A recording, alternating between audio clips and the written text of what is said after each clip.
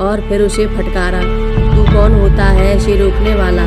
तू क्या सोचता है कि यह मंदिर मैंने तेरे जैसे लोगों के लिए बनवाया है? यह मंदिर इन्हीं हरिजन, गरीब, दीन दुखी लोगों के लिए बनवाया है मैंने।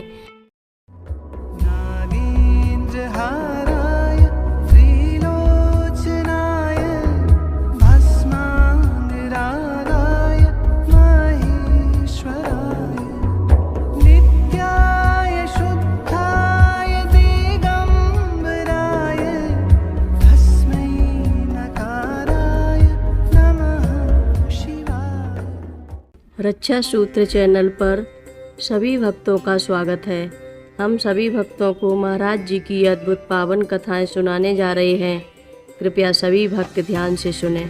बाबा जी ऊंच नीच, जात पात का कोई भेदभाव नहीं करते थे।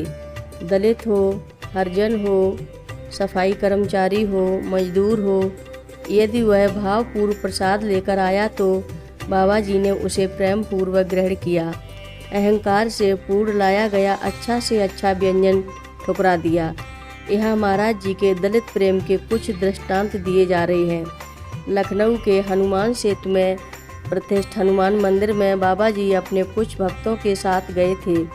बाबा जी हनुमान मूर्ति के पास कुछ देर तक खड़े होकर उन्हें निहारते रहे, फिर रेलिंग से टेक लगाकर बैठ गए। जिस भक्त की गाड़ी से बाबा जी वहाँ गए थे उसका ड्राइवर हरिजन कोरी था। उसके भीतर हनुमान जी के दर्शन की लालसा जाग उठी। उसने गाड़ी को लॉक किया और पुल पार कर मंदिर में आने लगा। बाबा जी के एक भक्त ब्राह्मण थे। उन्हें एक हरिजन का मंदिर प्रवेश नागवार लगा। वह उस ड्राइवर को धकिया कर सड़क पार करने लगे। बाबा जी की नज़र जब इस घटना पर पड़ी तो वे दौड़कर फुर्ती से उस ब्राह्मण भक्त के पास गए और ड्राइवर को उसकी पकड़ से छुड़ाने के लिए इतनी जोर का धक्का दिया कि वे गिर गए और फिर उसे फटकारा। तू कौन होता है इसे रोकने वाला? तू क्या सोचता है कि यह मंदिर मैंने तेरे जैसे लोगों के लिए बनवाया है? यह मंदिर इन्हीं हरिजन, गरीब, दीन दुखी लोगों के लिए बनवाया है मैंने। फिर उस ड्राइवर का हाथ पकड़े हुए हनुमान जी के पास ले गए और उसे अपने हाथों से झुकाकर प्रणाम करवाया।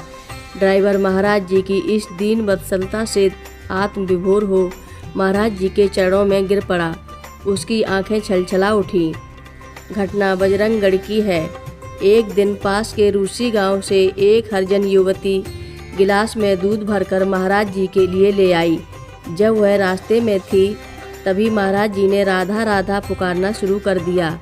उस समय महाराज जी की भाव भंगिमा को कोई नहीं पहचान सका, लेकिन जब वह हरिजन युवती पास आई तो महाराज जी भाव विभोर हो बोले, अरे राधा, तू यहाँ क्यों आई?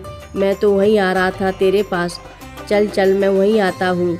बाबा जी उस कुमारी कन्या द्वारा लाया हुआ दूध पी गए और फिर डांडी मंगवा कर चल दिए। रूसी गांव की ओर कुछ भक्त भी बाबा जी के साथ चल पड़े। रास्ता टेढ़ा मेढ़ा था।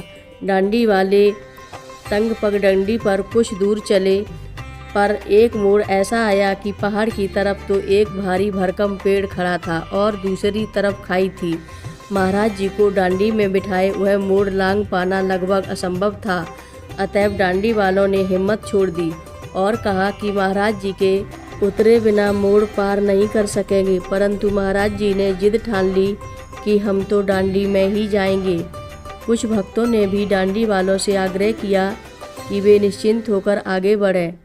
डांडी वाले तैयार नहीं हुए तो कुछ भक्तों ने उठा ली डांडी और देखते देखते पेड़ की 3/4 परिक्रमा कर डाली। किसी को पता भी नहीं चल पाया कि यह सब कैसे हो गया, पर महाराज जी का काफिला मोड़ पार कर आगे बढ़ गया। गांव में पहुंचकर बाबा जी पहले उस हरिजन के घर गए। वहां भोग प्रसाद पाया। पूरी हरिजन बस्ती बाबा जी को घेर कर बैठ गई। अशिक्षित, निष्कपट, छल छड़ा से दूर इन लोगों को बाबा जी ने सहज ही दर्शन दे दिए। भूमियाधार का मंदिर भी महाराज जी ने ऐसी जगह बनवाया जिसके आसपास हरिजन बस्ती थी।